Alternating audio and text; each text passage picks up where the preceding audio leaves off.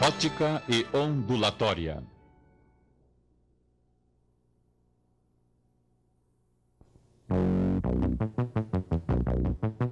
O ser humano, para obter uma condição melhor de vida, aprendeu a utilizar de forma adequada, ao longo de sua existência, os seus 5 sentidos: o tato, o olfato, a gustação, a audição e a visão. O homem, para entender melhor o mundo em que vive, ampliou sua visão utilizando instrumentos como o telescópio para compreender melhor o universo, o microscópio para estudar micro-organismos, aprendeu a utilizar o raio-x para ver através da pele, da carne e estudar os ossos. Desenvolveu alta tecnologia para realizar exames médicos, como a tomografia computadorizada para o benefício da saúde humana. E estes são apenas alguns exemplos. Mas, se olharmos ao nosso redor, poderemos observar vários outros benefícios da ótica, a parte da física que estuda o fenômeno da natureza chamado luz. Alguns corpos emitem luz, por isso são chamados luminosos. Isso porque produzem e irradiam luz, como por exemplo o sol, as lâmpadas e as velas acesas. Já os corpos chamados iluminados não emitem luz, mas refletem a luz que neles incide. É o caso da Lua, por exemplo. A nossa principal fonte de luz é o Sol, que emite a cor branca. Ela é o resultado da soma de todas as outras cores. A luz é uma onda eletromagnética, isto é o resultado da interação entre os corpos elétricos e magnéticos. A luz branca é a soma de ondas eletromagnéticas em várias frequências e cada frequência é associada a uma cor. Estas cores podem ser visíveis ou invisíveis para o homem a olho nu. As cores vermelho, laranja, amarelo, verde, azul, anil e violeta recebem o nome de espectro visível da luz branca. São as cores que formam o arco-íris. As ondas que possuem radiação acima da cor violeta são invisíveis e recebem o nome de ultravioleta. Já as ondas que estão abaixo da cor vermelha também são invisíveis e recebem o nome de infravermelhas ou caloríficas. É bom lembrar que as ondas eletromagnéticas não necessitam de um meio para se propagar, ou seja, elas se propagam no vácuo. Os corpos que são da cor branca estão refletindo todas as demais cores. Se enxergarmos um objeto da cor vermelha, é porque ele reflete a cor vermelha e absorve as outras cores, transformando-as em energia térmica. É por isso que nos dias de verão não é recomendado o uso de roupas pretas, pois a cor preta absorve todas as outras cores. Vejamos alguns exemplos para podermos entender melhor. Num corpo branco, a luz branca incide na superfície e reflete todas as cores. Num corpo vermelho, a luz branca incide na superfície e absorve todas as cores, refletindo a cor vermelha. Já num corpo preto, a cor branca incide em sua superfície, mas todas as cores são absorvidas. Foi no ano de 1666 que Isaac Newton, utilizando um feixe de luz branca do Sol e um prisma, conseguiu mostrar a decomposição da luz em laboratório, da mesma forma que ocorre na natureza. É o efeito responsável pelo arco-íris, onde gotículas de água fazem a mesma função do prisma. Este fenômeno ocorre porque cada cor possui uma velocidade, fazendo com que se tornem visíveis de formas diferentes, sendo a mais veloz a violeta e a menos veloz a vermelha. A velocidade das cores está relacionada com o comprimento das ondas. Por este esquema, podemos identificar, dentre as ondas com menor velocidade, as ondas de raio, depois as de micro-ondas e as dos raios infravermelhos. A seguir, entramos no campo das ondas visíveis, que são os raios de luz, começando com a cor vermelha, que, como já foi dito, é a que possui menor velocidade, e terminando com a cor violeta, a de maior velocidade. Entramos agora na área das ondas de maior velocidade, iniciando-se com os raios ultravioletas, os raios X e os raios gama. Com exceção dos raios de luz, todos os demais são invisíveis. Princípios da ótica geométrica. Princípio da propagação retilínea. Segundo este princípio, em um meio homogêneo e transparente, a luz se propaga em linha reta. Desta forma, quando olhamos por uma janela aberta, só conseguimos ver o que está na direção retilínea dos nossos olhos. Um outro exemplo que comprova o princípio da propagação retilínea são os raios de luz do Sol durante o dia. Observe que eles se propagam sempre em linha reta, pois se fosse em forma de curva, não existiriam as sombras. Princípio da independência dos raios luminosos. Um feixe de luz é independente de outro feixe.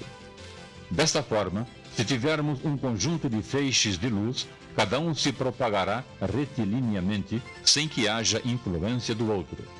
Num espetáculo, por exemplo, existem vários pontos de luz, mas cada ponto de luz independe do outro. Princípio da reversibilidade dos raios de luz. A trajetória de um raio de luz não se modifica quando inverte o sentido de sua propagação. Logo, se uma pessoa está vendo você, você também estará vendo esta pessoa. Com base nestes princípios, podemos construir alguns instrumentos, como por exemplo, uma câmara escura de orifício. Com uma caixa vazia bem fechada, vamos recortar uma das paredes menores e forrar com papel vegetal. Na parede posterior, vamos fazer um pequeno orifício no encontro de suas diagonais. E assim está pronta a nossa câmara escura, que serve para comprovar que a luz se propaga em linha reta. Podemos também fazer um periscópio caseiro. Para isso, vamos precisar de um tubo de papelão ou PVC, 2 espelhos planos do tamanho do diâmetro do tubo e um pouco de cola. Montando estes itens como se fosse um periscópio do submarino, temos a confirmação do princípio da reversibilidade. Fenômenos ópticos. O primeiro fenômeno óptico que vamos estudar é a reflexão. Este fenômeno ocorre quando um feixe de luz incide numa superfície extremamente lisa. Podemos observar este fenômeno num lago de águas paradas. Observe que parte da luz que incide na superfície do lago reflete, ou seja, volta ao mesmo meio de propagação. Desta forma, podemos ver o reflexo do que está em volta, a que chamamos de imagem. As leis da reflexão. Primeira lei. O ângulo do raio que incide numa superfície lisa está no mesmo plano do raio que é refletido. Segunda lei.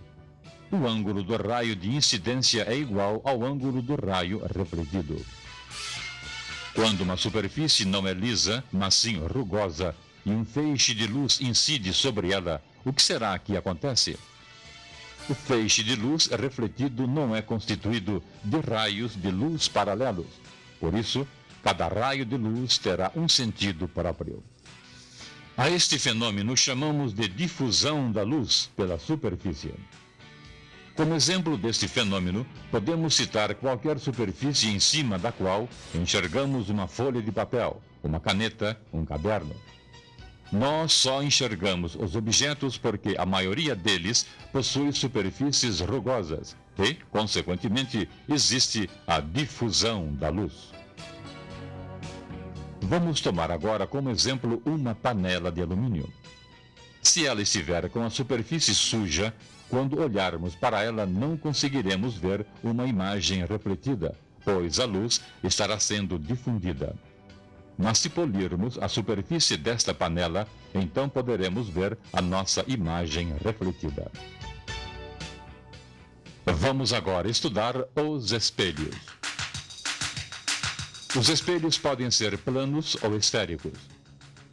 Vamos ver primeiro o espelho plano. Ele é liso e plano e em sua superfície é aplicada uma camada fina de prata. Quando um motorista está dirigindo, ele ajusta seus retrovisores para que não tenha que virar a cabeça sobre os ombros para enxergar o que vem atrás do seu veículo. Assim, numa fração de segundos, ele apenas desvia os olhos da rua para o retrovisor, sem se colocar em perigo enquanto está dirigindo. Através da ótica geométrica, podemos determinar a imagem de um objeto que está na frente de um espelho. Para melhor entendermos, vamos analisar um exemplo prático do cotidiano. Uma menina precisa de um espelho que mostre sua imagem por inteiro, sem haver redução ou aumento no tamanho. Para isso, qual deve ser o espelho utilizado e qual sua altura mínima? Bem, o espelho deverá ser plano.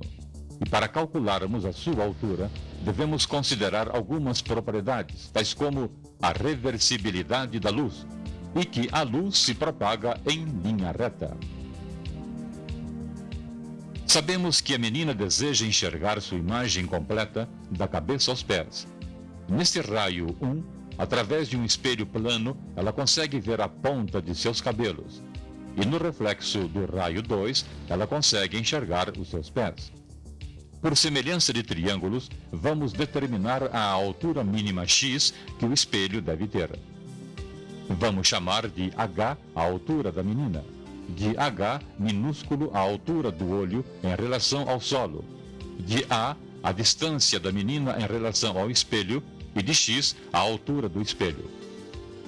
A altura da imagem de um espelho plano é igual à altura do objeto e, portanto, vamos chamá-la de h'. Assim, por semelhança de triângulos, podemos considerar que x, que é a altura do espelho, está para h', que é a altura da imagem da menina, assim como a distância a, que está para 2 vezes a, que representa 2 vezes esta distância. Simplificando a e isolando x, temos que x é igual a h' dividido por 2. Isto significa que para a menina ver sua imagem inteira, h', ela vai ter que comprar um espelho com pelo menos a metade de sua altura. Assim, se ela tiver uma altura de 1,20 m, seu espelho deverá ser de pelo menos 60 centímetros de altura. Da mesma forma, por semelhança de triângulos, podemos calcular a que altura o espelho deverá ser colocado. Desta forma, y está para h minúsculo, que é a altura do solo até a visão da menina, assim como a está para 2 vezes a. Simplificando a variável a e isolando y, temos que y é igual a h minúsculo dividido por 2. Isto significa que se a altura do solo até a visão da menina for de 1 metro, então o espelho deverá ser fixado a 50 centímetros do solo.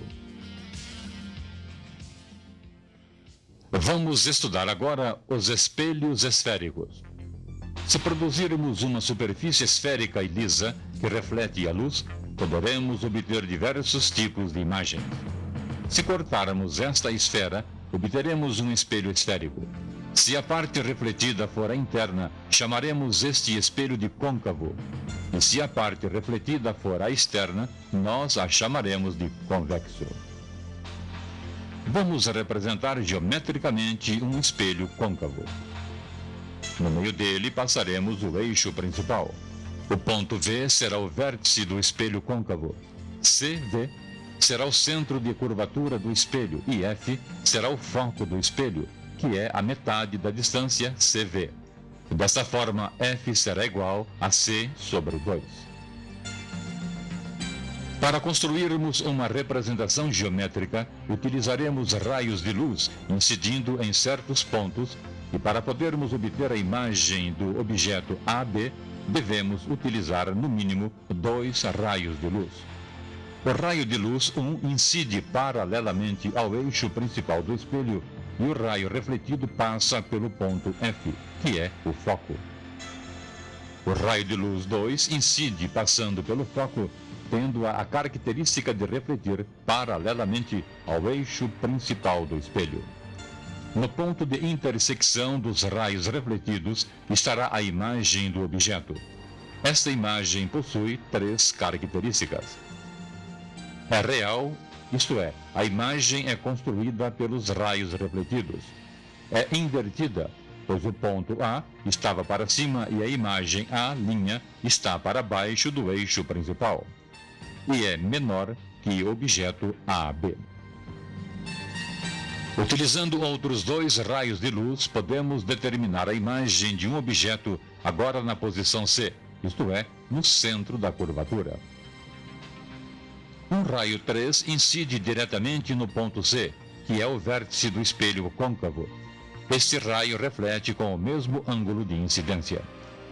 Se utilizarmos o raio 1 que incide paralelamente ao eixo principal e reflete passando pelo ponto F, que é o foco, obteremos uma imagem real invertida e do mesmo tamanho que o objeto AB. Vamos agora colocar o objeto entre o ponto F, que é o foco, e o ponto C, que é o centro de curvatura. O raio de luz 1 utilizado incide no vértice e este raio reflete no mesmo ângulo de incidência. Já o raio de luz 2 incide paralelamente ao eixo principal e é refletido passando pelo ponto F, que é o foco. A imagem obtida será real, invertida e maior que o objeto AB. Vamos ver agora o que acontece quando colocamos o objeto AB sob o ponto F, que é o foco do espelho côncavo. Nesse caso, sua imagem é imprópria porque os raios refletidos só se interceptam no infinito. Para finalizar, vamos ver agora a imagem de um objeto AB colocado entre o vértice e o foco. Vamos utilizar um raio que passe pelo centro de curvatura e que tenha a característica de refletir na mesma direção que o raio de incidência, mas em sentido contrário. Já o outro raio de luz está incidindo pelo vértice e ele se reflete com o mesmo ângulo de incidência. Estes raios refletidos irão se afastar, portanto não se interceptarão. Mas através de um prolongamento dos raios refletidos, obteremos a imagem. Quando a imagem é obtida pelo prolongamento dos raios refletidos, nós a chamamos de virtual, direita por não ter a imagem invertida e maior. Vamos analisar agora um espelho esférico convexo. Neste tipo de espelho, obteremos sempre as mesmas características para a imagem: menor, direita e virtual.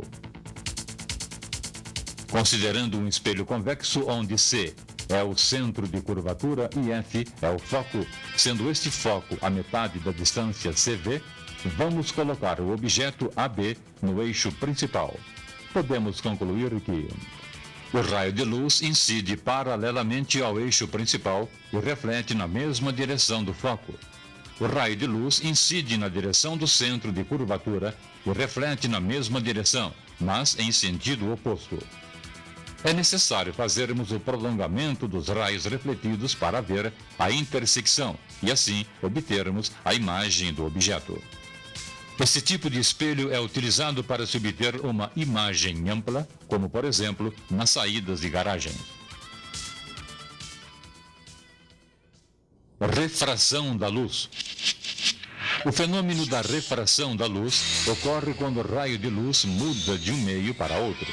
Por exemplo, um raio de luz passa de um meio que é o ar para o meio que é a água. Nesse caso, o raio de luz muda a sua direção original. Este fenômeno ocorre porque a luz muda de velocidade quando muda o seu meio de propagação. Quando observamos um astro no céu, na verdade ele não se encontra verdadeiramente nessa posição, porque ocorre a refração da sua imagem quando a luz sai do vácuo e entra na atmosfera.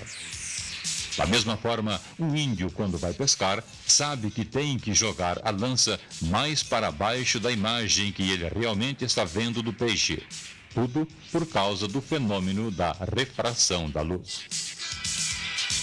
Assim, podemos chegar à conclusão que os fenômenos da luz podem ser reflexão, quando existe uma superfície muito lisa, e refração, quando a luz muda de meio de propagação.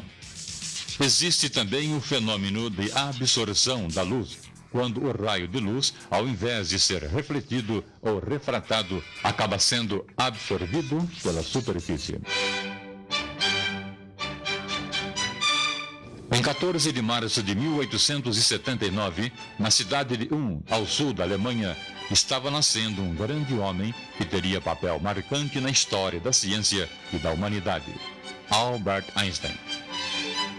Einstein não foi um aluno brilhante e até os 15 anos teve muitos problemas com seus professores, que chegaram a classificá-lo como um futuro João Ninguém.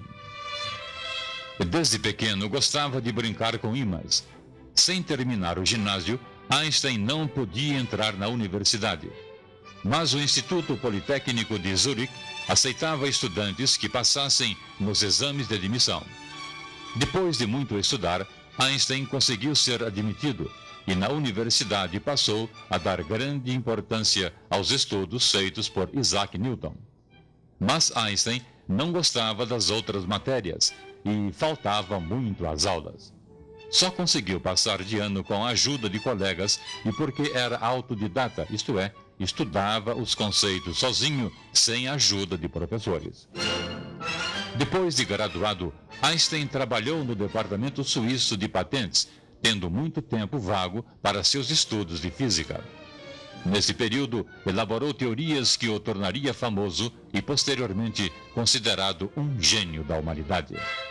Dentre as várias contribuições de seus estudos, vamos analisar duas de suas teorias mais comentadas, mas também pouco compreendidas: a teoria especial da relatividade e a teoria quântica.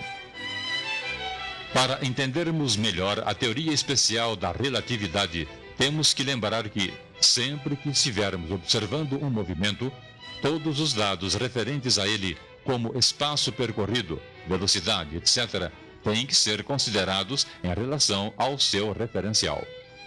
Portanto, estes dados são relativos à sua referência. Se analisarmos, por exemplo, dois carros andando um ao lado do outro, eles terão uma velocidade de 80 km por hora, em relação a um poste que está na calçada. Mas se formos calcular a velocidade de um carro em relação ao outro, então esta velocidade será zero. A teoria especial da relatividade é especial porque explica alguns fenômenos, como aqueles realizados na velocidade da luz, que é de 300 mil km por segundo. Isto quer dizer que em um segundo a luz percorre a distância aproximada de 300 mil km no vácuo. Vamos supor então que nosso primeiro referencial seja alguém que está dentro de um vagão de trem a uma determinada velocidade.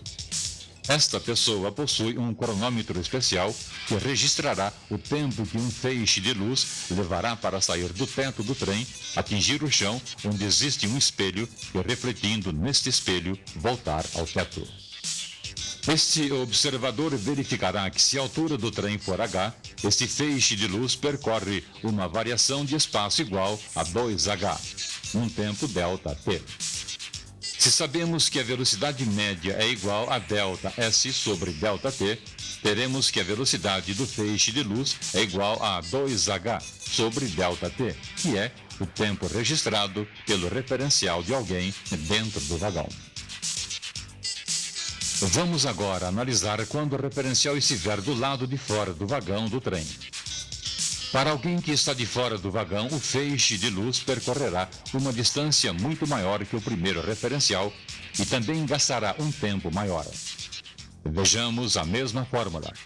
A velocidade média é igual a ΔS, que é a variação do espaço sobre ΔT, que é a variação do tempo. Daí temos que a velocidade da luz é igual à variação do espaço maior sobre a variação de tempo maior.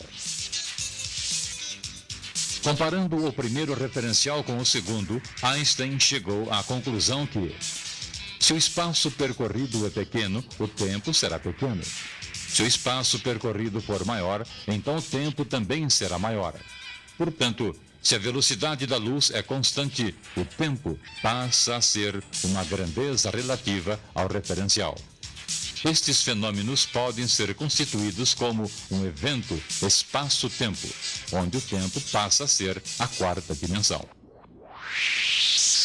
Vamos analisar agora a teoria quântica. A luz é definida como energia luminosa. Quando ela atinge uma matéria, ou seja, um corpo, ela o atinge na forma de pequenos pacotes denominados fótons. Os fótons, quando atingem uma matéria, podem apresentar duas maneiras de reação: como se fossem partículas ou como se fossem ondas. Desta maneira, podemos explicar um fenômeno chamado fotoelétrico, ou seja, o fato de certos corpos emitirem elétrons quando banhados por luz. Partindo desse princípio, Einstein começou a construção do que se chama mecânica quântica. Quando a luz em sua parte visível, ou seja, na área ultravioleta do espectro eletromagnético, é dirigida a uma superfície metálica, os elétrons podem ser ejetados da superfície. Para uma frequência fixa de luz incidente, observou-se que não importa quão intensa seja a radiação incidente, pois a velocidade da ejeção será sempre a mesma. Entretanto, o número de elétrons ejetados será maior. E para generalizar, Einstein afirmou que a radiação eletromagnética de frequência Y continha pacotes de energia. Daí surgiu a fórmula energia igual a H vezes Y, onde H é uma constante proposta por Planck. Para a energia total da radiação incidente, como a soma das energias destes pacotes quantizados, damos o nome de fóton. Os elétrons encontrados dentro de um metal estão confinados dentro desse material, e é preciso certa quantidade de energia para causar a ejeção fotoelétrica. Einstein ganhou o Prêmio Nobel da Física em 1921 pela teoria do efeito fotoelétrico. Depois disso, Einstein tornou-se um homem público não só pelos seus trabalhos científicos, mas também por sua posição política. Ele era judeu, e o povo judeu era considerado o responsável pela crise vivida pela Alemanha naquela época.